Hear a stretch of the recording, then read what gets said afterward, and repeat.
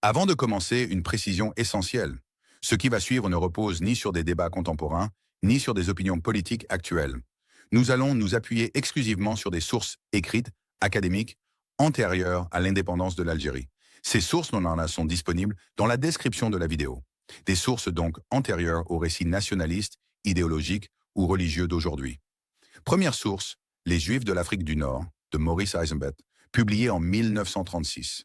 Deuxième source, une conférence de Madame Marie Buguedja, donnée le 29 mai 1928, dont sont issus les extraits que nous allons citer mot pour mot.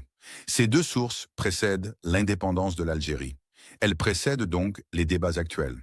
Elles précèdent aussi toute instrumentalisation moderne de l'histoire. On entend souvent cette affirmation: tous les Kabyles ont toujours été musulmans. La Kabylie n'a jamais connu d'autre religion. Les Juifs kabyles n'ont jamais existé. Alors posons la question calmement. Juifs kabyles, mythe ou réalité historique? Les textes sont clairs. Je cite: il était possible que ces Kabyles fussent des descendants des populations juives primitives. On pouvait donc les considérer comme autochtones dans les mêmes conditions que les Kabyles musulmans qui sont des descendants berbères. Encore une fois, ce texte date de 1928. Ce qu'il dit est fondamental. Ces Juifs ne sont pas décrits comme des étrangers, ni comme des communautés importées. Ils sont décrits comme autochtones, et surtout comme berbères. Je cite encore: ce sont des groupes conservés des judéo-berbères. Judéo-berbères, pas arabes, pas halogènes. Berbères, ces Juifs kabyles ne vivaient pas à l'écart. Ils partageaient la vie quotidienne, les usages, les codes sociaux. Je cite: ces Juifs kabyles ont le même costume que le kabyle musulman.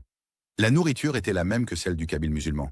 Et plus encore, de nos jours, le Juif kabyle, bien qu'il soit attaché à sa croyance en Dieu, a les mêmes superstitions et les mêmes pratiques que les Kabyles musulmans avec lesquels il vit. Même société, même montagne, même monde. Sur le plan juridique et coutumier, là aussi, aucune séparation. Je cite: les Juifs étaient soumis au Qanun et, en cas de conflit, ils s'adressaient aux autorités coutumières qui leur rendaient justice selon les Qanun. Pas de loi religieuse imposée, pas de statut séparé. Le droit est berbère, et il s'applique à tous. Contrairement aux récits conflictuels souvent répétés aujourd'hui, les relations entre confessions sont décrites comme pacifiques. Je cite: les relations entre Kabyles juifs et musulmans étaient bonnes. Ils vivaient côte à côte sans heurts, chacun observant les coutumes de l'autre. Et encore, ils étaient protégés par les caïds et les chefs de tribu. Protection, reconnaissance, cohabitation. Les rites religieux eux-mêmes sont profondément enracinés dans la terre kabyle. Je cite: dans les douars kabyles, c'est dans la demeure d'un des membres du village que se réunit le groupe pour prier. Et, dans les douars kabyles, ce sont des gourbis en branchage adossés à leur habitation ou des cabanes que les Juifs construisent en souvenir de leurs ancêtres. Même architecture, même environnement, même rapport à la montagne, même les fêtes agricoles se recoupent.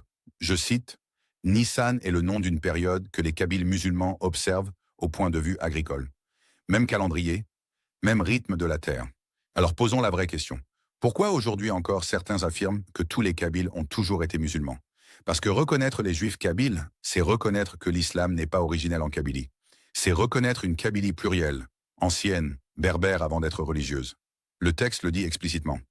La conquête arabe n'a pas réussi à enlever à ces groupes kabyles la physionomie antique.